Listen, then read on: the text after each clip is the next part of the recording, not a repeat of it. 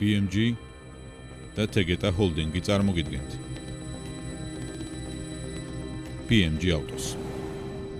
1 აპრილიდან ავტომწარმოებელი Tesla ჩინეთში აწყობილ Model Y-ზე ფასებს გაზრდის. ინფორმაცია კომპანიამ Reuters დაუდასტურა, ავტომწარმოებლის ცნობით Model Y-ის ფასები ჩინეთში 5000 იუანით გაიზრდება, თუმცა მანამდე 22 მარტიდან ზოგიერთ ევროპულ ქვეყანაში ამავე მოდელის ფასი საშუალოდ 2000 ევროთი მოიმატებს. კომპანიამ გასულ კვირას ამავე მოდელზე ამერიკის შეერთებულ შტატებში ფასის $1000-ზე მეტად ზრდის გადაწყვეტილებაც დაანონსა. აღსანიშნავია ისიც, რომ ჩინეთში Model Y-ის ღირებულება $700 იზრდება, თუმცა სადაზღვეო სუბსიდიები და სხვა პრივილეგიები, რომლითაც კომპანია ჩინეთში სარგებლობს, ძალას მომავალი თვიდან დაკარგავს, ამიტომ ადგილობრივი მედია ფასების $3200 ზრდაზე ითხოვინება. არსებობს მოსაზრება, რომ პირველ კვარტალში, რომლის დასრულებამდეც მხოლოდ 10 დღე რჩება, Tesla გაყიდვების მიზანს ვერ შეასრულებს.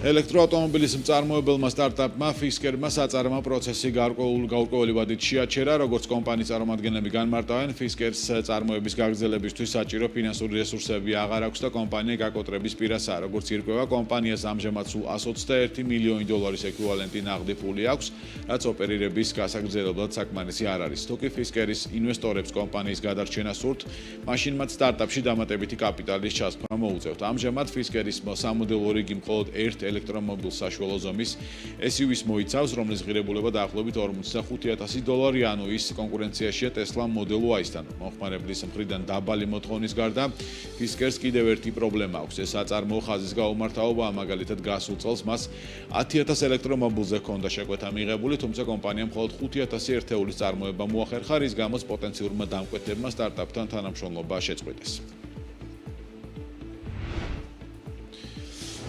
გერმანულმა ავტომწარმოებელმა BMW-მ ახალი ელექტროკროსოვერი Vision Neue Klasse X-ი წარადგინა, კონცეპტ მოდელი კომპანიის სტილისტური განვითარების დემონსტრირება. ამ ეტაპზე გაცხადებული ინფორმაციით ის ერთ წელიწადში BMW-ს ელექტრომობილების ოჯახს უნდა შეუერთდეს, შესაბამისად სერიული წარმოება დაიწყოს. კომპანიის წარმომადგენლები გვირდებიან, რომ ახალი ავტომობილის მახასიათებლების აწოვზე მომუშავე ავტომობილების დონეზე იქნება, სამაგიეროდ დროს გაუსწრებს მულტიმედია სისტემა. Vision Neue Klasse X-ი პანორამულ ჰოლოგრამულ დისპლეის მიიღებს და 800 ვოლტიან ელემენტებს, რაც ერთი სრული დამუხტვით iX3-ზე 30%-ით მეტ მანძილს უზრუნველყოფს. შესაბამისად, Vision Neue Klasse X-ის მანძილის დიაპაზონი 599 კილომეტრი იქნება. Audi-მ ახალი crossover-ი წარადგინა, რომელიც Porsche Macan EV-ის პლატფორმაზეა დაფუძნებული. e-tron 6 ხაზის ახალი ელექტრომოდელის პრეზენტაცია მოდნავ დააგვიანა. მისი ჩვენება ჯერ კიდევ 2023 წელს იყო დაგეგმილი, მაგრამ პროგრამული უზრუნველყოფის სირთულეების გამო პრემიერა 2024 წლის გაზაფხულზე გადაიდო. სწორედ ამიტომ Audi Q6 e-tron-მა დღის შუქი მიხილა.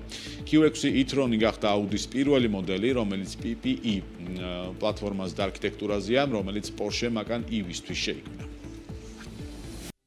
BMG და Tegeta Holding-ი წარმოგიდგენთ. BMG Autos.